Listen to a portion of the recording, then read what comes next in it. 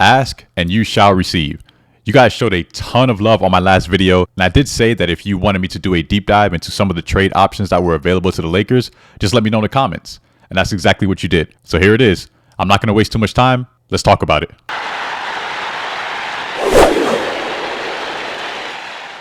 Before we get started, if you guys can do me a huge favor and drop a like on the video and make sure to subscribe so you don't miss out on any future Lakers, NBA, and other sports content. I did say I wasn't going to waste too much time, but before we get into it, I just want to give a special shout out to Maxwell Lewis. For those of you who don't know, he was recently traded to the Brooklyn Nets, and in his first game, literally his debut, he suffered a severe knee injury, and it looks like it might be season ending. So I don't know about you guys, but I don't know, unless you're just a different type of dude, injuries is one of the last things that you want to see in any sport for any person on any team. Not to mention a former Lakers brother. So if you can, let's hit up the comments, man, and get some prayers up for Maxwell Lewis. I think I can speak for everyone when I say we wish him a speedy recovery. All right, let's get into the nitty gritty and talk about some of these trades. I'll start with some quote unquote dream scenarios, basically some trades that I think would be optimal for the Lakers and just might catapult us to one of the best teams in the league and potentially championship contenders. Then we'll kind of move into more realistic trades, maybe even some trades that we've heard in terms of rumors around the NBA. And lastly, we'll finish it off with some slept on trade scenarios that I think may carry a little bit more weight to them than people might realize. All right, so for starters, in terms of a dream scenario, this should be no surprise to anyone, especially if you are subscribed and you consistently watch my content. I've been preaching pretty much since the summertime, the Lakers should be prioritizing Zach LaVine and Walker Kessler. Now, after we traded D'Angelo Russell, his expiring contract made the trade a lot more feasible. Without D'Lo's contract, it's damn near impossible at this point. It's possible, but it's highly, highly, highly unlikely, which is why, again, this is more of just a dream scenario, something that's fun, we can entertain a little bit, but it still holds some merit. First, we're going to start with Zach LaVine. And by the way, guys, I'm getting this information from Spot Track. I've shouted them out before. They have an amazing and excellent trade machine. This is not a sponsored video or anything. It's just a resource that I like to use. They're always up to date. The information is accurate. So if you ever want to, play around with some trade scenarios, I highly recommend using Spot Track's trade machine. But if you look here, this is basically what it would take to acquire Zach LaVine without a third team. You can kind of play around with the 3-team scenarios, but that just gets way too complicated, honestly. I'll leave that to the professionals, aka our front office. So, but realistically, just in this, if we're just doing team for team swap, we have to stack salaries. So as you can see here, Rui Hachimura, he's making about $17 million. Gabe Vincent, he's got $11 million on his deal. Jared Vanderbilt has almost 11, $10.7 million. Jackson Hayes, 2.4. Cam Reddish, 2.5 mil. You stack those contracts together, that would total Zach LaVine's current salary at $43 million. Boom, the deal is done. Now, what makes this a bit of a pipe dream is the fact that the Bulls aren't going to do this. You know what I mean?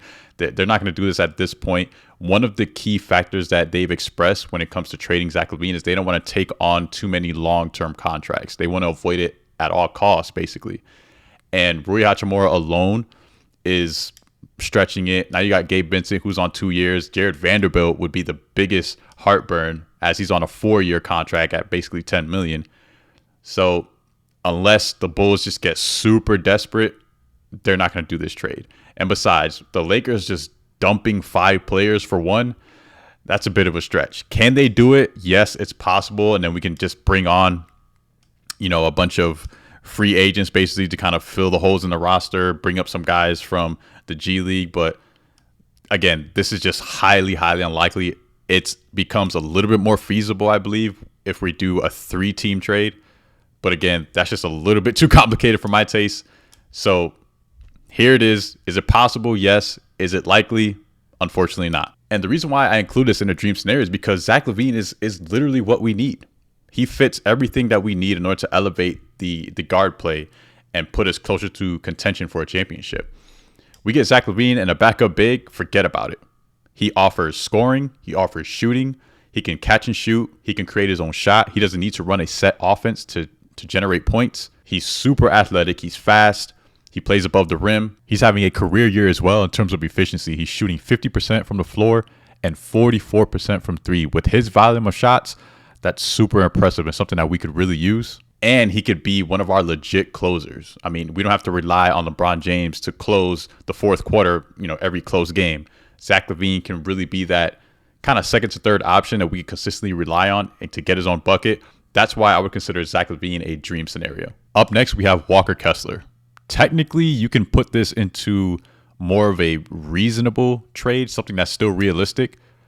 But the fact that Walker Kessler has been linked to the Lakers pretty much since the summer and no deal has been done yet, this is why I'm moving it into more of the dream scenario category. I just become more and more discouraged that it's actually going to happen, which is crazy too, because we had the opportunity. Utah was all about getting rid of Walker Kessler, but unfortunately our front office didn't pull the trigger. So now Walker Kessler, he's playing well. They see him, they value him as part of their young core. And it's becoming a lot more difficult for them to give him up, which is why they're asking for so much back in return in terms of assets. But in a dream scenario, this would get the deal done. Walker Kessler, he's making just under $3 million, 2.9. Jalen Hood-Schifino, he's making 3.8. The salaries match perfectly. And the only hiccup on this are the draft capital, the picks, right? So ideally, we offer one first round pick. Boom, they give us Walker Kessler. That would be the best case scenario for the Lakers. Obviously, that's not going to happen. Recent reports are stating that basically the Utah Jazz want at least 2 first round picks, and they still haven't pulled the trigger on that. What gets complicated is technically they already have one of our first round picks. It's protected. If it's 1 through 4, it's released. So if we give them a first round pick, technically they already have 2 first rounders. But they're not banking on that, right? It's like, hey, listen, it's protected. We want 2 unprotected first round picks. And it's like, yo, that's where it becomes a little bit more difficult. Me personally, and I know a lot of you have come for me in the comments for this, but I think he's worth it. Give him the 2 unprotected picks. Give us basically our center for the foreseeable future. I think he's worth it. But if you think he's not worth it, I understand your argument. I understand it. I get it. But me personally, not only am I trying to win now, but I'm trying to set us up for the future. And Walker Kessler is the perfect fit. The perfect fit, not only for this team, but alongside Anthony Davis after LeBron James retires. This would work ideally, but unfortunately the holdup are the picks. And the way it's looking now, there's not going to be any movement anytime soon. The trade deadline is just about a month away. Time's running short. I guess we'll see what happens. And for the last dream case scenario trade, De'Aaron Fox. This trade has picked up some traction in terms of rumors and kind of murmurs around the internet and whatnot. But I personally believe it's just not realistic. I've heard a lot of people say the Lakers need to go after him. He'll be worth it. You have a legit big 3, De'Aaron Fox, Anthony Davis, and LeBron James. And I hear that. But what you have to consider is what he's going to be worth. The salaries isn't the problem. We can stack enough salaries to acquire De'Aaron Fox, as you can see here. Now, if you notice how I set this up, I included Austin Reeves in this trade. If you think the Sacramento Kings are going to give up De'Aaron Fox without taking Austin Reeves, I'm sorry, but you're sadly mistaken. This would work. I mean, look, the salaries match. But notice something else that I included in this as well. Both of our first round picks and both of our remaining second round picks. What you guys have to understand is it's not just about the salaries. You have to understand who has the leverage in this trade scenario. The Kings don't have to trade De'Aaron Fox. And a rule of thumb is that the team with the best player usually has the leverage. So if we the Lakers go, hey, listen, we want De'Aaron Fox, the Kings are like, okay, how bad do you want him? You know what I'm saying? Give me all that. Give me all Austin Reeves played great. Yeah, give me that. Give me Austin Reeves. Give me both your first round picks. Give me both your seconds. And then we'll think about it. You know what I'm saying? De'Aaron Fox. Now you could argue De'Aaron Fox might be worth it. You can argue that. But again, this is not even a pipe dream. This is, in my opinion, this is not, okay, I won't say it's a nightmare, but I would not do this trade. I would not. I think we're giving up too much for him. But I wouldn't be bad at Sacramento Kings because I expect them to, this is exactly what they should ask for if they're trying to give up an asset like De'Aaron Fox. So if you want to be on the De'Aaron Fox train, I don't blame you. You can argue he might be worth it. Me personally, I wouldn't do it. All right, let's get into some more of the reasonable trades. A lot of these you're probably already familiar with, so I won't spend too much time on it. We'll start with Jonas Valanciunas. This one should be relatively simple. Valanciunas has been linked to the Lakers since the summer. And based on last reports that I'm familiar with, the Wizards are asking for 2 seconds in return. We do an even swap, Gabe Vincent for Jonas Valanciunas. We get them 2 seconds. It's a done deal. I personally don't love this trade. I don't hate it, but I don't love it. And I think the reason why it hasn't been done yet is because the Lakers are still searching the market for a better big. Walker Kessler is a perfect example. Valanciunas is a serviceable big, but in my opinion, in order for us to really catapult ourselves to a championship contender, we don't need a serviceable big. We need a legit backup big, someone that maybe even starting caliber, i.e. Walker Kessler. Valanciunas, he is offensively better than what we currently have when it comes to Jackson Hayes and Koloko, but defensively, he is just almost a complete liability. For someone that big, it's almost ridiculous. But this is the Valanciunas trade. Should be pretty simple, and hopefully it's a last resort. This next one that a lot of people have been talking about, which is essentially a trade with the Toronto Raptors. We'd be getting Bruce Brown and Kelly Olynyk. In order to get this done, we have to trade Rui Hachimura, Gabe Vincent, and probably Jared Vanderbilt. This one's kind of tricky for me because I get it. It does make sense. Textbook, we get a upgrade to the guard spot. We get a kind of a point of attack defender, Bruce Brown Jr., and we get Kelly Olynyk, who is not bad, right? He's a pretty good big. In my opinion, he's not exactly what we need, but he can contribute to this team. My problem with this is they want a first rounder for Bruce Brown, a first round pick for a player who just came off knee surgery and hasn't played at all this season. So we have no idea where he's at. Does he still have the burst? Is he still athletic? Can he stay healthy?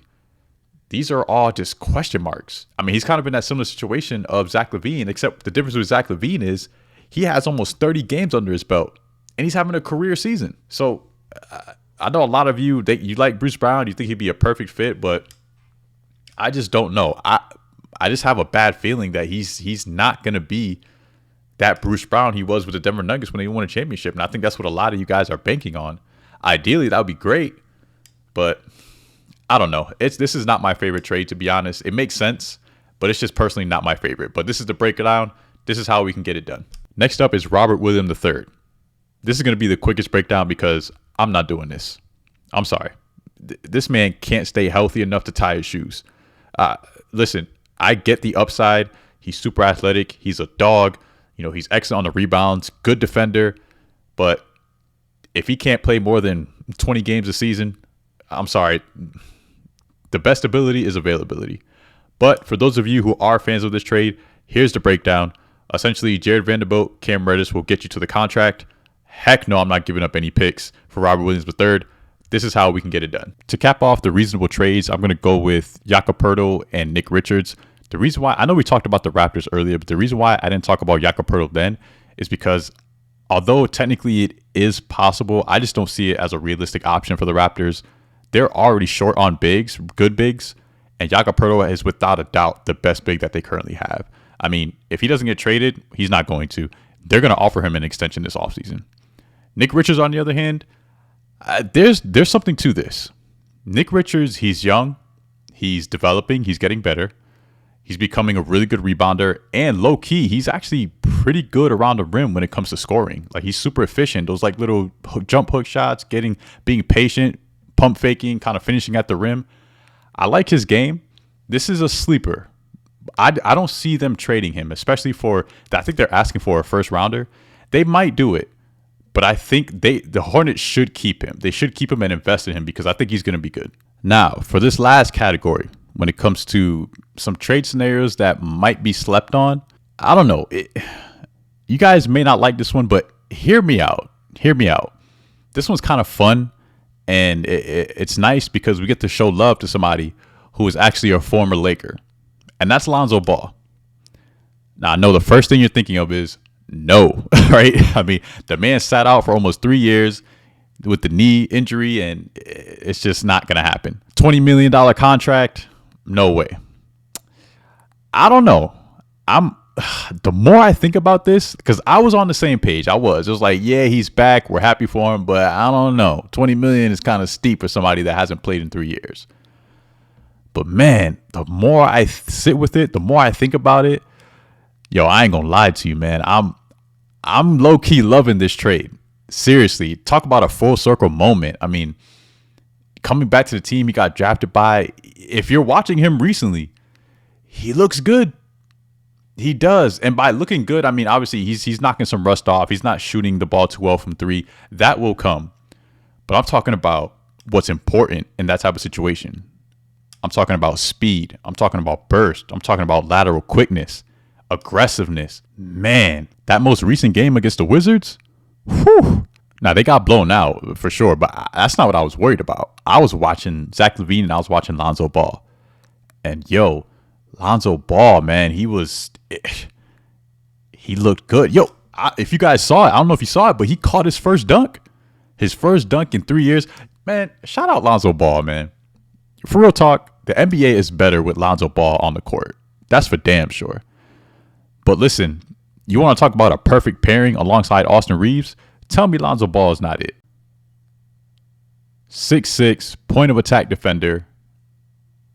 Can run the fast break. He's still athletic. A true point guard, can distribute, facilitate. And once he gets his legs back under him, oh, you know that three-point shot's going to start falling again. I don't know. You can come for me in the comment section if you want to, but just think about it. That's all I'm saying. Just think about it.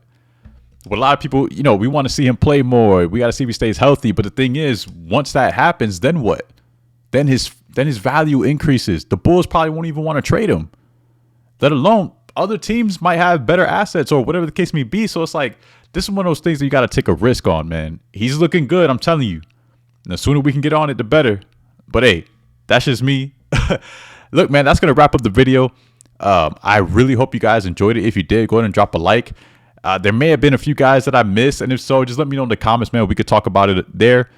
But otherwise, man, thank you so much for your support, as always. I know this was a little bit of a longer video, so if you did watch all the way through, comment real one, because you definitely are a real one. I absolutely appreciate your support.